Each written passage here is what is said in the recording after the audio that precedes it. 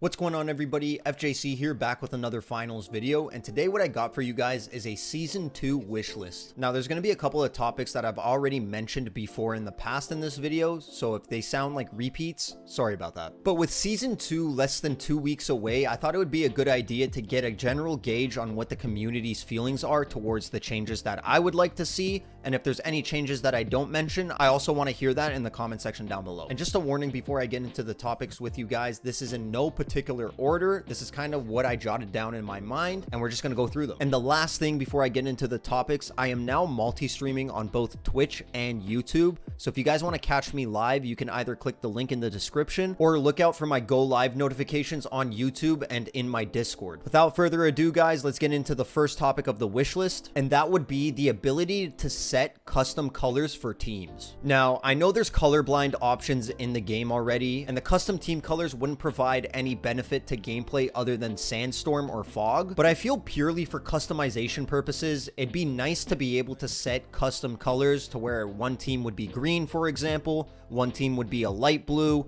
one team would be yellow, just colors that we don't already see in the finals right now. And I think it would also be nice to change the color of your team. If you guys haven't noticed, whenever you play the finals, your team is always light blue, and I think just having the ability to change your color on your screen to make the game feel more personable to you would be a nice addition. Moving on from team colors, another customization item or topic that I'd like to see in the game would be static crosshairs. And if you guys don't know what that means, a static crosshair is a crosshair that doesn't move. And in my opinion, I don't think this would give any player any advantage when using this in game. I myself come from a Counter-Strike background, and that's a game that I put a ton of time into competitively. And my crosshair was always static or didn't move when I'd shoot or jump. And that's just something that I'd like to see in the finals. It's not a make or break thing, but it'd be nice to see. Now we move on to a topic which I think personally is make or break for season 2 and the finals, and that is custom lobbies or private lobbies. Now I know I've mentioned this in the past in previous videos, and I've talked about this in depth in them, but I've said it in the past and I'll say it again. When it comes to scrims or just hosting your own tournaments for your community,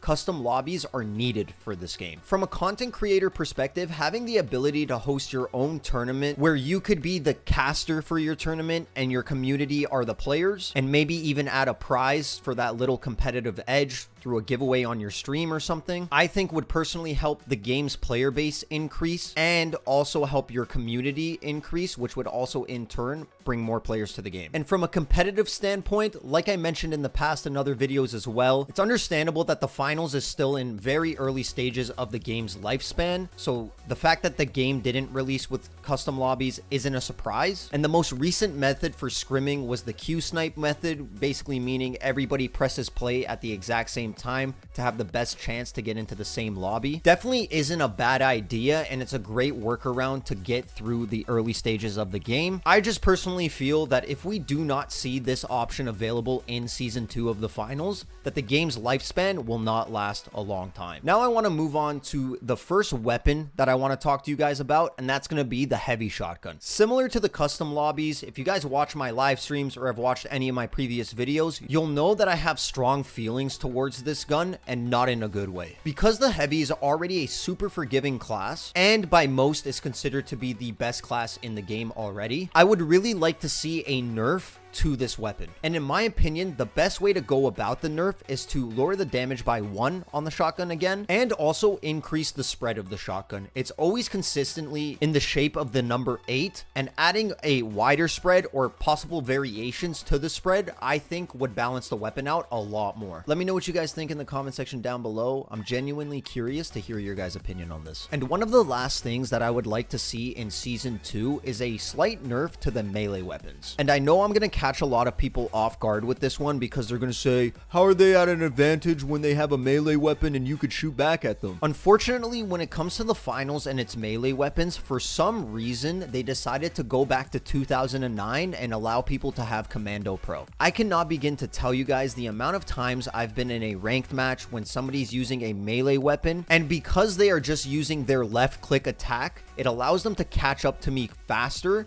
And especially on the heavy when they're using the sledge, that sledge AoE or area of effect is so great that even when I'm 2-3 feet away from the heavy, the stupid sledgehammer still hits me. And that's not only an issue with the heavy sledgehammer, the light sword also has the same issue where I'm very far away from the player and I'm watching them catch up to me quickly. Granted, the right click on the sword and the dash allows you to traverse around the map very fast, but what frustrates me the most is the fact that I'm not even close to where they are using their right click and I still end up getting hit by it or dying. And I can't begin to tell you guys the amount of times that a light has right clicked a windowsill and still hit me when I'm inside of a building. So those are just some examples of what I'd like to see added to Season 2 or be changed within Season 2. And I know Embark actively listens to their community and how they feel when it comes to certain gadgets and weapons and builds. And at the end of the day, I know Embark wants the game to be the most balanced that it can be. Anyways, guys, that's everything from me for today. If I left anything out in this short list that I made that you think needed to be on this list,